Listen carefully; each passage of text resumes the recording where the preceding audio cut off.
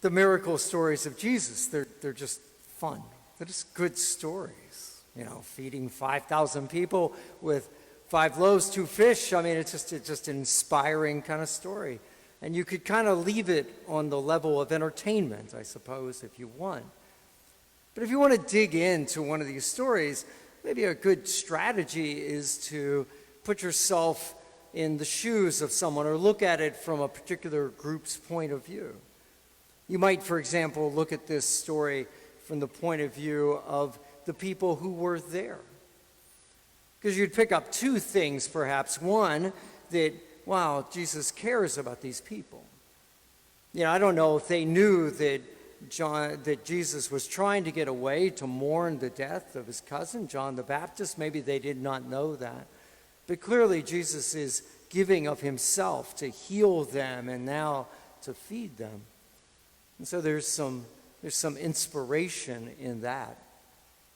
Also, somebody in that day and age, maybe you wouldn't know this, but, they're tending to think about Jesus as a prophet, a great prophet, another one of those that came from God. And so Jesus feeding a whole lot of people with a little bit of food, this would ring a bell to them. You can read the other story in 2 Kings chapter 4. The prophet Elisha feeds a bunch of people with just a very little bit. And so that's how they might have looked at it, and it would have reminded them, or maybe give them some hint that Jesus was who he said he was. But for us, for you and I wonder if we would do better to look at it from the point of view of the disciples. Because so many times in the gospel stories, the disciples don't come off very well. They say silly stuff. They don't get it. But in this case, they are spot on. They first go to Jesus and they say to him, hey, it's getting late. We are out here in the middle of nowhere, and it'd be best if you dismiss the crowds, let them go get something to eat. I don't know that Jesus needed that reminder, but I know for myself, I always like it when the staff reminds me of stuff, even things I think I should already know. It's just good to be reminded. So they're just being helpful, and they're certainly saying true things. I mean, that's an accurate assessment of the situation. But then Jesus comes back with them. Oh, they don't have to go anywhere. You feed them. You give them something to eat. And then the disciples come back with the second piece of fact. Okay, Jesus, we understand what it is you want us to do, and we'd be happy to do it, but we only have 5 loaves and 2 fish, so we can't. 5 loaves, 2 fish, all these people, it's not going to work. And that's when Jesus sort of takes over, says, just give me what you got, it'll be fine, and feeds all those people.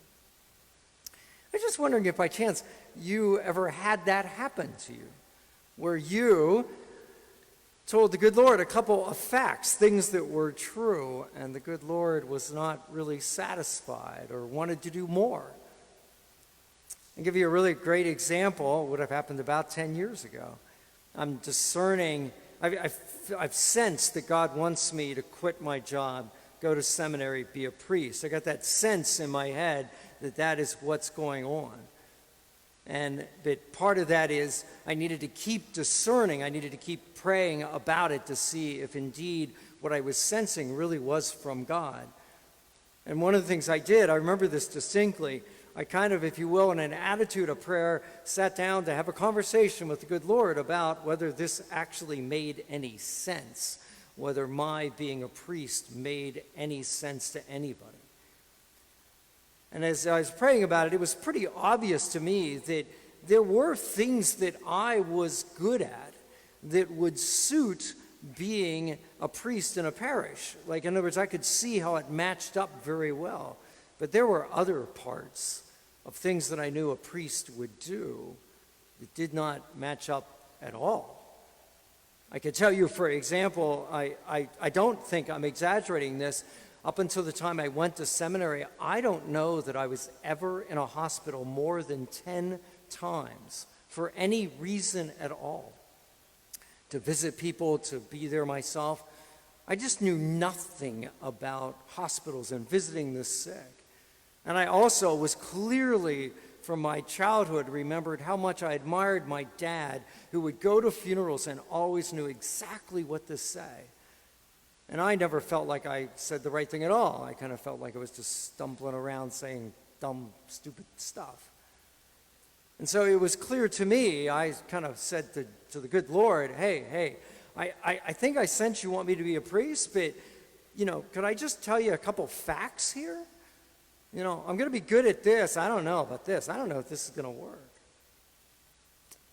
Within really a very short amount of time, what was flooding my brain in prayer was all the stories, mostly in the Old Testament, where God calls remarkably unqualified people to do amazing things. Moses, you remember the great Moses? He stuttered. At least that's what the Jewish scholars think. And yet God wants him to be his mouthpiece. Go to Pharaoh. Talk to Pharaoh. I stutter, for heaven's sakes. I can't do this. And so there's a chance that some of you might be sitting here today with some sense that, the good Lord is sort of pushing me in a direction. It could be a life-changing thing as it was for me. That's entirely possible. Could be something a little less dramatic, a ministry, something you always thought about, starting or being a part of, but maybe there's a part of your brain that is doing what the disciples did here, saying to Jesus, like, I think I get what you want me to do, but I don't, like, there are some facts here that I don't think make it work. I don't have any skill in this area where you want me to work. I'm afraid, perhaps. Maybe that's an honest assessment of the facts. Or another possibility, supposing you are one of those people, and by the way, of course, you're not alone. There are a lot of people that are like this. You just have some lousy habit in your life.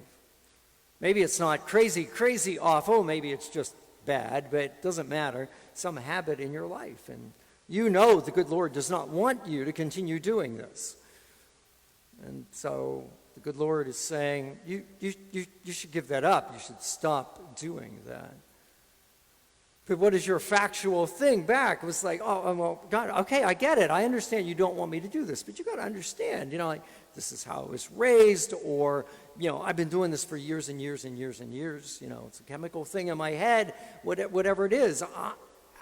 I don't see how I get to stop this. I don't see how this works. I think it's really just a question of then seeing the next part. Jesus just says, well, I get this. It's almost like he says to the disciples, okay, I'm not arguing that you only have 5 loaves and 2 fish. I'm not arguing the point at all. But why don't you just give that to me and we'll see what we can do. I'm just wondering if, those who are thinking about some sort of, something that God is sort of pushing you to, if you say, well, God, I don't see how this works, but I'll give you what I've got. I'll give you the talents I have. That's sort of, I guess, what I did. It wasn't that I was trying to figure it all out. I just, well, okay, God, I'll give you what I got and we'll see what happens. And then, of course, I ended up in an amazing seminary that filled in lots of gaps. And in terms of that habit, maybe all you've got is a day. I guess, God, I got enough willpower to get through one day. And maybe that's enough. Maybe Jesus says to you, oh, okay, good. We'll take a day, sure. Give me your day. Give me your day. And then we'll see what we can do. Because so many, especially habits, you don't break them necessarily on your own willpower. If you talk to anybody that is, especially something like alcoholism, something like that, they'll pretty much always tell you it was them and, God, their higher power, however they want to word it, was something else that they needed. And so I guess that's the lesson at the end. Sure, we have our limitations. There's no doubt about that. They didn't have much food. That was a limitation. But they gave it to Jesus. And then Jesus did a great deal with it. And so I guess that's the challenge to us. Why don't you and I, when the good Lord asks, why don't we just give what we have, even if we don't think it's going to work? Doesn't matter. We'll give what we have. A day in terms of a habit, our talents in terms of some ministry. And then just watch and see what miracle the good Lord makes out of it all.